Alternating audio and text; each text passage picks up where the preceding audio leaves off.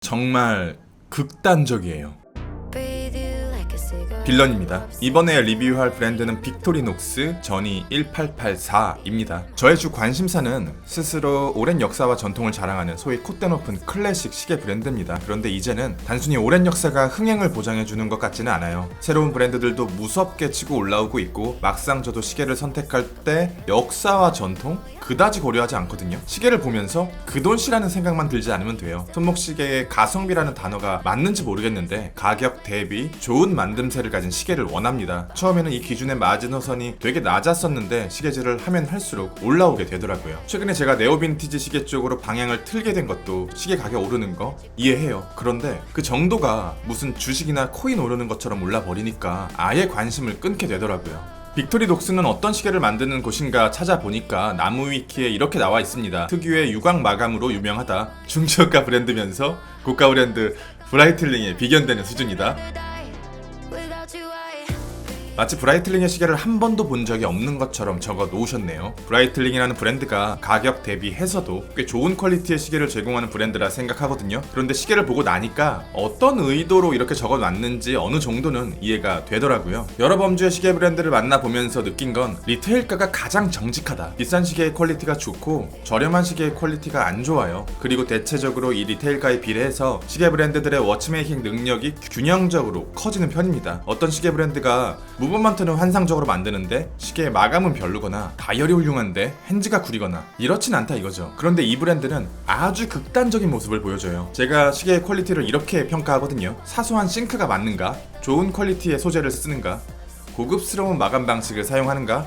펫시의 퀄리티는 깨끗한가? 디테일은 저렴하지 않는가? 시티즌, 세이코, 튜더 이 브랜드들이 되게 매력적인 아이코닉 워치들을 만드는 브랜드잖아요. 열정적인 애호가들도 많고요. 그런데 PMD, SKX, 블랙베이 시리즈를 보면 좋은 시계를 만드는 것과는 별개로 베젤과 다이얼과의 일치, 인덱스의 정렬, 쿼츠 초침의 정렬 같이 부품 간의 합을 맞춰야 하는 부분에서 약점을 보이는 경우가 있습니다. 이게 사소한 문제인 것처럼 보여도 시계에 대한 열정이 식는데 큰 원인이 되기도 하더라고요. 브랜드마다 사용하는 강철 퀄리티와 종류가 조금씩 다르더라고요. 이건 눈으로 봐서는 알기가 어렵고요. 시계를 조금 오래 사용해봐야 알 수 있는 것 같아요. 904L 스틸이냐 316L 스틸이냐 이런 형식들이 크게 중요한 것 같지는 않고 저는 이것보다도 오히려 색감이나 내구성이 더 크게 체감되더라고요. 같은 브랜드라도 모델에 따라서 색감은 달라져요. 예를 들어 세이코의 마마나 튜더의 레인저 같이 조금 어두운 색감, 오리스의 65처럼 밝은 색감, 그리고 어떤 시계는 되게 쉽게 찍힘이나 스크래치가 발생하는데 어떤 시계는 그렇지 않은 경우도 있고요. 폴리싱과 브러싱의 마감의 퀄리티는 직관적으로 체감이 되더라고요. 저가 브랜드부터 고가 브랜드까지의 마감의 종류와 퀄리티는 천차만별인데요. 특히 폴리싱을 잘하는 브랜드가 있고 브러싱을 잘하는 브랜드가 있어요. 그러다가 일정 수준 이상부터는 퀄리티의 차이라기보다는 종류의 차이,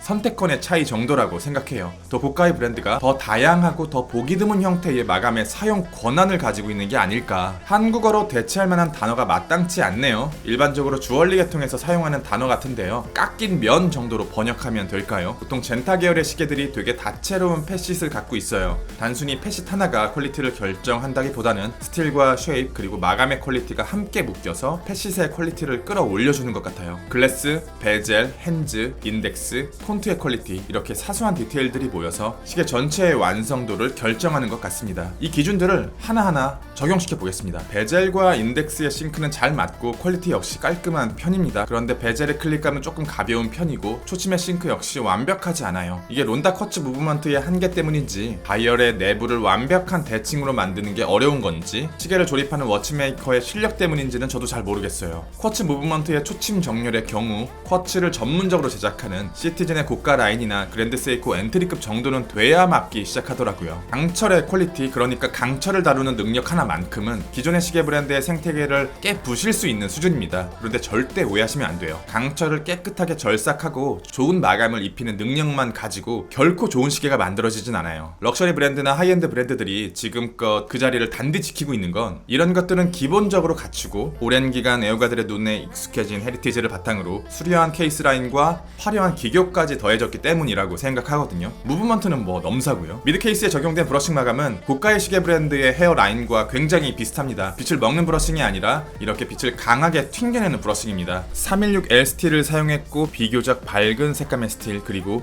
그 위에 발려진 매력적인 헤어라인과 깨끗하게 절삭된 면들이 만나서 펫시스의 퀄리티는 정말 좋은 편입니다. 보통 어떻게 되어 있냐면요, 저렴한 브랜드의 경우 면과 면이 만나는 부분, 마감과 마감이 교차하는 부분이 이렇게 터져버립니다. 돈을 더 쓰게 되면 조금 더 깔끔한 펫시스를 볼 수 있는데 그래도 여전히 마감이 살짝 뭉개지는 것을 알 수 있고요. 브랜드의 급을 하나 더 올려보면 이제부터는 확실히 다르죠. 저는 여기서부터가 럭셔리 브랜드라 생각해요. 케이스의 각을 극단적으로 살리게 되면 투러치의 맛을 살릴 수는 있는데 날카로움에 손이 베일 수도 있어요. 그렇다고 이 각을 죽여버리면 터프함이 줄어들고요. 그래서 아주 얇은 베벨링 작업을 해두었습니다. 육안으로는 볼 수 없을 정도고요. 이 라인 덕분에 날카로움을 죽이면서 마치 케이스에 투명한 스티커가 붙어있는 것 같은 독특한 입체감을 만들어냈어요. 좋은 스틸을 사용했고 스틸을 절삭하는 능력, 그리고 스틸을 마감하는 능력만큼은 인정하지 않을 수 없습니다. 시계 제작의 대부분을 아웃소싱으로 해결하는 브랜드에서는 나오기 어려운 퀄리티라고 생각하고요. 이런 것들을 자체적으로 컨트롤할 수 있는 자신들만의 매니팩처가 있지 않을까 조심스럽게 추측해 봅니다. 마지막으로 핸즈의 디테일, 베젤의 디테일, 인덱스의 디테일, 글래스의 디테일, 어느 정도 빛 반사가 있지만 스크래치 걱정이 없는 단면 무반사 코팅, 글래스의 존재감이 사라질 만큼 깨끗하지만 스크래치에 약한 양면 무반사 코팅, 이 두 가지는 호불호가 세게 갈리는데요. 육안으로 보았을 때는 후자 같은데 정확한 건 모르겠습니다. 마지막으로 스위스 메이드 폰트, 시계 제작 비용의 60% 이상이 스위스에서 이루어져야 다이얼에 이 글자를 새겨 넣을 수 있습니다. 그런데 이 브랜드는 90% 이상을 스위스 안에서 해결한다고 해요. 43mm의 사이즈, 12mm의 두께, 55mm의 러그 트러그, 러그 21mm, 무게 200g, 찐 투러치스러운 단순한 디자인과 거대한 사이즈와 긴 러그 트러그, 무거운 무게를 포함한 치수적인 측면들은 개개인의 취향이나 손목 둘레에 따라 다르게 다가올 수 있을 것 같은데 케이스 측면에다가 강철의 스펙을 적어놓은 점은 조금 낯설게 느껴지더라고요. 브레이슬릿은 굉장히 묵직한 디자인을 갖고 있어요. 실제로 두껍고 속이 꽉 차 있어서 무게가 100g에 육박할 정도입니다. 브레이슬릿과 케이스 사이의 유격, 그리고 링크 사이사이의 유격까지 타이트하게 잡아놨고요. 케이스와 마찬가지로 강철을 다루는 부분에서 마감의 퀄리티와 피니싱 관련해서는 지금 보시는 것처럼 리테일가 대비 몇 단계는 윗급 브랜드의 퀄리티를 보여줍니다. 균일하게 브러싱된 헤어라인과 여러 교차 마감으로 꽉 채워진 링크 안쪽, 살짝 베벨링된 링크의 끝 부분까지 시계를 많이 접해보신 분이라면 브레이슬릿을 제대로 잡는 브랜드가 되게 드물다는 것을 잘 아실 겁니다. 엔드링크 끝에는 퀵 릴리즈 시스템이 버튼 형식으로 들어가 있거든요. 오버시즈나 산토스 혹은 PRX, 지금까지 보아왔던 모든 퀵 릴리즈 방식을 포함하더라도 저한테는 이 방식이 가장 편했고 가장 안정적으로 느껴졌어요. 버튼을 누를 때 조금의 흔들림도 없고요. 텐션도 완벽해요. 만약에 이 퀵 릴리즈 시스템을 경험해 보시고 더 편한 방식의 퀵 릴리즈를 찾아서 제게 알려주신다면 처음으로 메일 주시는 분께 피자 한 판 쏘겠습니다. 터치 모델에는 배터리 수명 표기 기능이 들어간 론다 715, 오토매틱 모델에는 델리타 SW200-1이 들어갔습니다. 오토매틱으로 넘어가면서 베젤의 소재가 무광 세라믹에서 유광 세라믹으로 다이얼 속 샌드블라스트 마감이 가로줄 디자인으로 바뀌는데요. 이 가로줄이 입체적인 삼각형이라 좌우의 움직임에는 반응하지 않지만 위아래의 움직임에는 다이얼 색상이 변하게 됩니다. 흔한 일은 아니지만